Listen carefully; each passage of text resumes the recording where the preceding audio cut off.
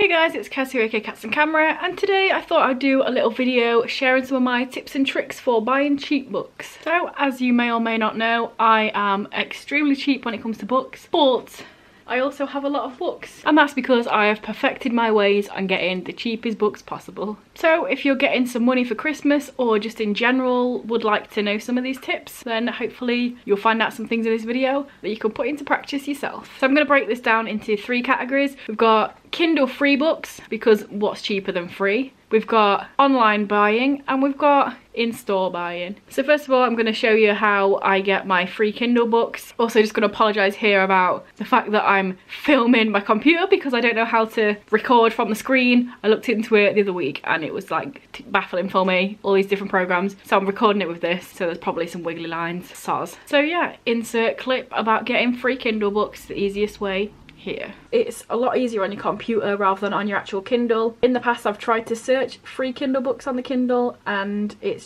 terrible. This is the easiest way. So if you search for books, go to all Kindle books at the side. And then if we go down, we have on this side of the screen all of the different genres. So for example, if you wanted sci-fi and fantasy, go to the sci-fi and fantasy section. And then scroll past all of this crap, and once you get to the list form, just sort by low to high, and there you go, you've got all your free ones at the top and you can go through them and buy them. I mean, this one's got 185 ratings and it's like a 4.5 stars, 235 ratings, 4 stars. You can't really go wrong with these. 850 ratings, 4.5 stars. Book 1, 2 and 3, 1100 pages, 4.5 stars. Okay. And there you go, that is the easiest way to find free Kindle books. You can sort it by genre and you can see how many people have rated it, so hopefully you get some good books that way. So next I'm going to talk about online buying of physical books for the cheapest possible way. I use Amazon and eBay. I know people talk about Book Depository. I've looked on there, it's not cheap. I don't know why people act like it's cheap, it's not. It's pretty much the same sort of price as Amazon normal books, but I use Amazon Market. So next up we got cheap physical books online. The way I do this is I have loads of lists. I have books, Deadpool, DVDs, graphic novels, Harmony Inc, LGBT.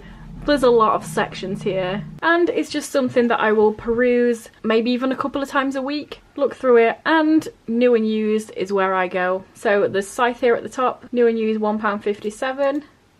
Have a look in there and you see £1.57 with £2.80 delivery, used good. Can't really go wrong with that. But the best way to do this is to make sure you check your options. So I've always got eBay open as well.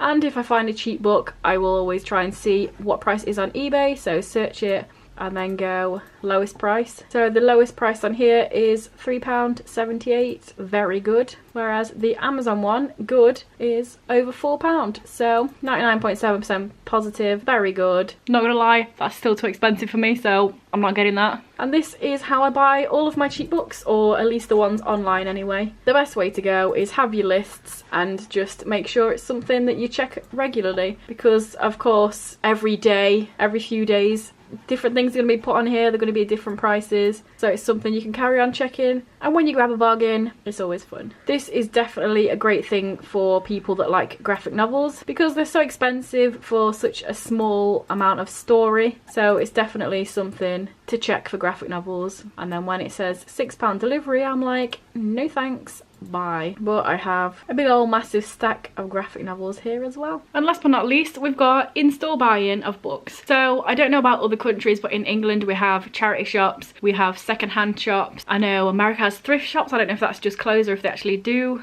books in there, but find all of your charity shops that are close to you and search them. Some of them are better than others. I find that certain ones I'll gravitate to quite frequently, other ones I hardly ever go to because I know there's not really anything there that I would enjoy. I also know that some of them are more expensive than others, so I know where to go. So first of all, we've got Cash Converters, which has only recently started doing books. They didn't used to do books, but they do the cheapest books out of anywhere, because normally they sell electronics, so books for them is like low priority. For example, this hardback of Thud was 25p This perfect condition of The Sun Is Also a Star was 20p. So it's definitely worth having a look in cash converters. They don't often have books, but when they do, they're very cheap. Next for me personally is the Oxfam bookshop. This is just solely for books. So the whole shop is just for books with a little section for CDs and stuff. Most charity shops just have a little section for books. So this one is my go-to. It's a little bit more expensive. They're generally sort of £1, £1.99.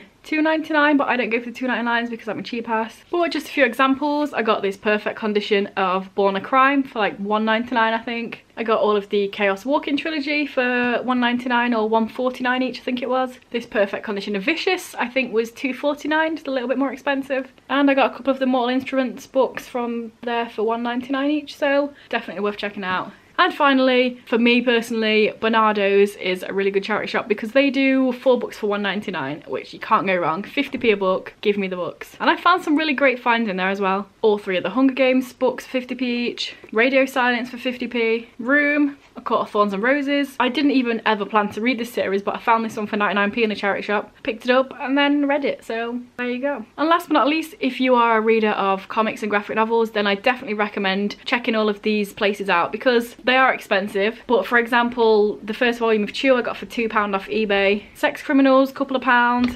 The Wicked and the Divine Volume 1 I found in a charity shop for a couple of pounds. And I also picked up a bunch off the market, which was random. I never thought of looking on the market, and I bought like 7 or 8 for like £14 or something stupid like that. So it's definitely worth looking for secondhand comics because, I mean, all of these are mint condition. So the one thing I would say about graphic novels, especially on eBay, is make sure you're actually searching for volume rather than issue. See, this says issue 7. If you're after volume 7, you're going to be getting stuff that you don't want. So sometimes it's always worth typing in a bit more info or some slightly different info when you're on eBay. Volume 7, and you're getting your volumes then. The only thing that you'll find quite often in books from eBay and Amazon Market is that they used to be in a library, but that doesn't change the fact that this book was £2.49, so why not? So there we go. I hope I've given you some idea on how to buy some cheap books. I hope you put them into practice and get all the books. Seriously, like 80% of my whole library, I have 4 bookshelves. 80% of those I bought secondhand. I have over 100 graphic novels and pretty much every single one of them was secondhand. So yeah, let me know down below any of your tips for buying cheap books, or if I've mentioned a way that you've never thought of and now you're going to check it out, let me know. I would love to know. If this is your first video by me and you enjoy it, then please check out some of my others, and if you continue to enjoy them, then please subscribe, that'd be awesome. Anyway guys, I will see you tomorrow with another video.